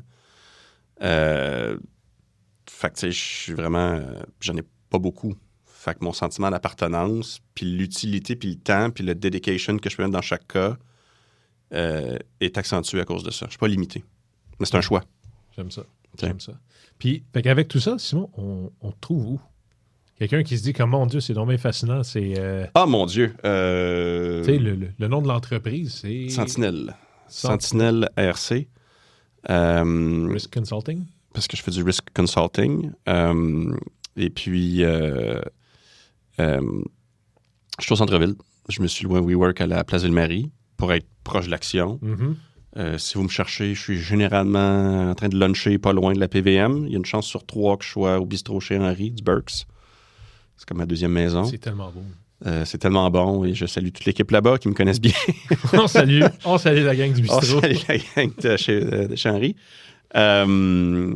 Ou sinon, je vais vivoter dans les locaux de Montréal Centre-Ville où je suis chairman du board. Équipe exceptionnelle là-bas aussi. C'est avec Glenn, ça? Et Glenn est passé maintenant. Il est chef de cabinet pour Ville-Marie, dans l'équipe de Sorel Martinez. Qui est parti de l'autre. Et puis il est retourné à ses amours. Il est retourné, il est allé à la ville. Et puis là, ben, justement, on est en processus pour se trouver un nouveau DG. OK. Qui est une expérience de gouvernance vraiment fascinante. Moi, je suis président du board juste depuis septembre. Ouais. Fait que tout ça... On pourrait le faire en privé, mais si tu veux, j'ai eu des expériences amazing puis désastreuses à ce niveau-là. Fait que si tu veux... Je prends tout le feedback. Moi, je considère que j'apprends toujours. J'ai pas la prétention d'être l'expert dans rien. Fait que je prends tout. Aucune expertise, mais juste de l'expérience. De mon côté. Là. Un petit café je t'échange ça contre un petit café chez Henri. Là. Faisons ça. Puis sinon, sur LinkedIn puis sur Facebook pour voir la profondeur de tes puns. Facebook, c'est juste des jokes. Je me suis tanné d'avoir un feed qui me fournissait juste des nouvelles déprimantes américaines. Fait que je me suis abonné compulsivement il y a 5 ans à tout ce que je trouvais de jeux de mots. Fait que quand je rouvre Facebook, maintenant, je n'ai que des jokes puis des jeux de mots. Puis les meilleurs, j'y reposte. Fait que là, j'ai maintenant des gens qui m'écrivent en privé en me disant « Hey, celle-là est bonne, poste-la. » Ouais. Fait que là, j'ai un funnel de jokes, ce qui est excellent. Puis je l'apprécie, là, juste que tu le saches. Je l'apprécie. Là. J'ai même des députés qui m'ont dit « Hey, keep going, c'est bon. » Et puis... sinon, vous me trouvez LinkedIn, un peu plus évidemment corpo, où je vais vous donner des nouvelles un peu de ce que je fais. Sinon, beaucoup des initiatives du regroupement des gestionnaires de risques et d'assurance du Québec, où aussi je suis membre du conseil, qui a justement un événement cette semaine. C'est ça. Pas mal ça. Très cool. Simon je suis pas sur TikTok. Non. Cherchez-moi pas sur TikTok. Je fais pas de danse. Pour l'instant. Non, ce qui pour est l'instant. il y a 5 ans. Maybe. C'est bon. Tellement. Hey, je t'apprécie, Emmanuel, merci d'avoir fait ça. Merci, Bernard. De belle fun. Yes.